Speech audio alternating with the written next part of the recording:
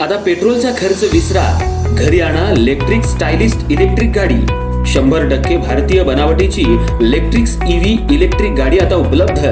5 वर्षांची वॉरंटी, आकर्षक कलर्स आणि स्पोर्ट्स डिझाइन। एकदा चार्ज करा आणि 100 ते 140 किलोमीटर पर्यंत रेंज। अत्याधुनिक सर्व्हिस सुविधा, लोन सुविधा सुद्धा उपलब्ध। आजच भेट द्या साई मोटर्स, किसान चौक, इचलकरंजी। संपर्क 93 73 27 57 52 किंवा 0230 299 77 66। नो पेट्रोल नो टेन्शन, इलेक्ट्रिकचा स्मार्ट पर्याय।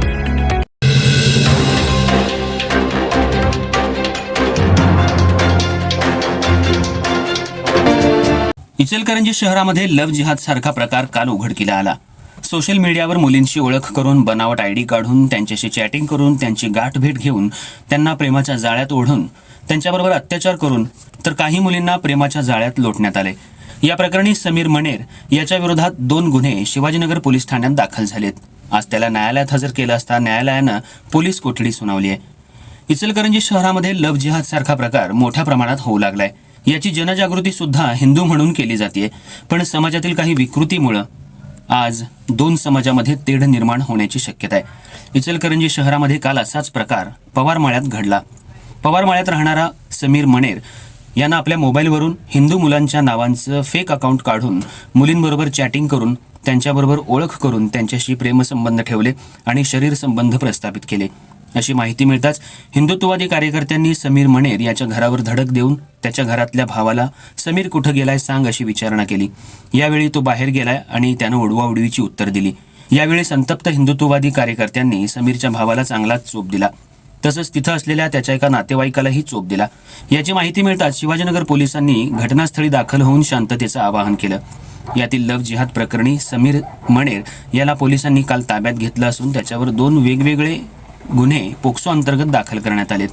तिच्याबरोबर जबरदस्तीनं शरीर संबंध ठेवणे, अत्याचार करणे आणि प्रेमाच्या जाळ्यात ओढणे असे वेगवेगळे 2 गुन्हे शिवाजीनगर पोलीस ठाण्यात रात्री उशिरा दाखल करण्यात आले।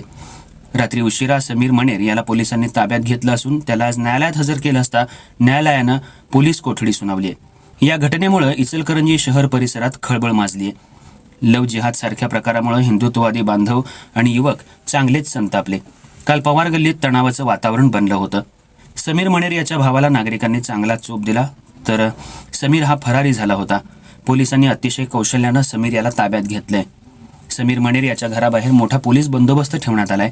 आज त्याला न्यायालयात नेत असताना न्यायालयाच्या बाहेर आणि पोलीस ठाण्याबाहेर मोठा पोलीस बंदोबस्त तैनात करण्यात आला होता। लव्ह जिहाद सारख्या या प्रकारामुळे हिंदू बांधवांमध्ये एकच संताप उमटलाय।